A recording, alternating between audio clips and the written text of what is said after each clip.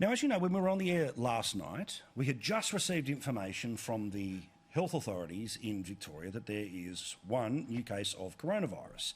And while I am often quite critical of Chairman Dan, in fact, I think we have the Chairman Dan thing ready. Maybe we don't need it this time, because I am somewhat impressed that a level of proportionality followed this one case, that we didn't get what happened in Western Australia and in Perth where everything got locked down.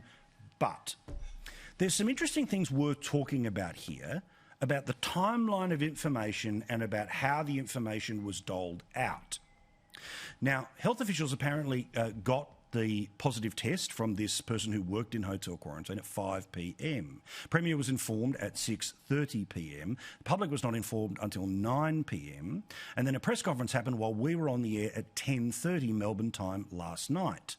Now, it is obviously very rare after the 6 p.m. news goes to air on free-to-air television for politicians to do appearances at any time after that, let alone big news briefings. So when you do a big news briefing at 10:30 at night, the expectations are that something very big is coming. And understandably, some people were quite anxious last night. But this was the message from the Premier, who was giving an extraordinary press conference at 10:30 at night when there wasn't a lockdown being announced. This is one case. There's no need for people to panic. There's no need for people to be alarmed. So why the 10:30 press conference? Now, of course, I get the communications part of this, which is that they wanted to get the message out about all of those little sites that this person had gone to and for everyone to get tested. And today there was a queue, as long as you can imagine, of good people who were going and getting tested. This early action is hopefully going to mean that it only stays certainly in single digits, but hopefully goes no further than one case. Whether that needed to be done with the full bells and whistles at 10:30 at night or whether it could have been done at 7 o'clock at night when the Premier first knew, that's up for you to decide. But I also wanted to say there was a person in the back of the press conference yesterday who probably didn't notice, at least for the new job that they have. Now, the Police Minister, Lisa Neville is her name, in Victoria, is one of the many who were the cavalcade of people who went before that so-called inquiry into hotel quarantine and kind of didn't know who made the decision not to use police, not to use the ADF, but to use security guards the first time hotel quarantine leaked.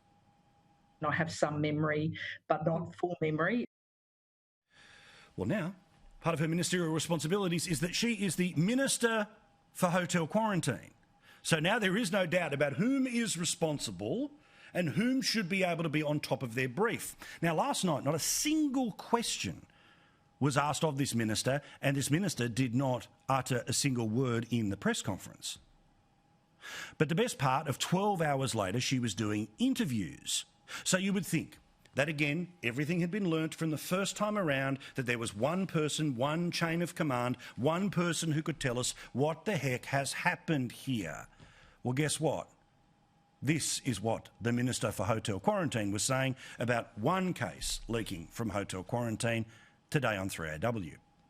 If the bloke did everything right, your system's failed, hasn't it?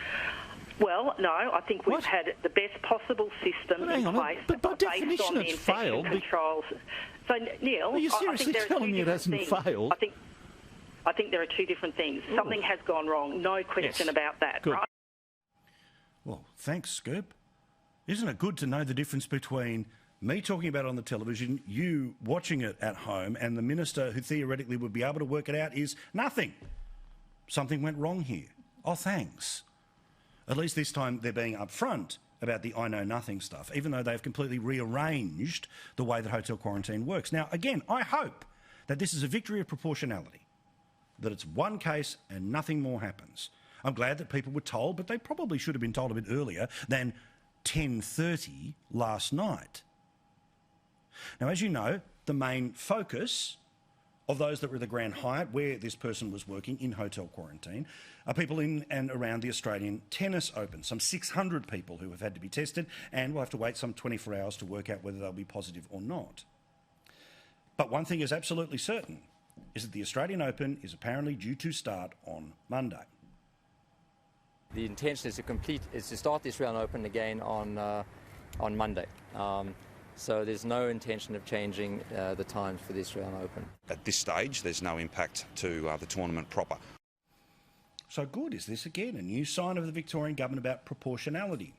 Or is it like we've talked about before, when it's a big issue, when it's the big end of town, you must move heaven and earth to save it. When it is the small business, that goes to the wall. When it's the citizen, they can go jump. We'll wait. We'll see.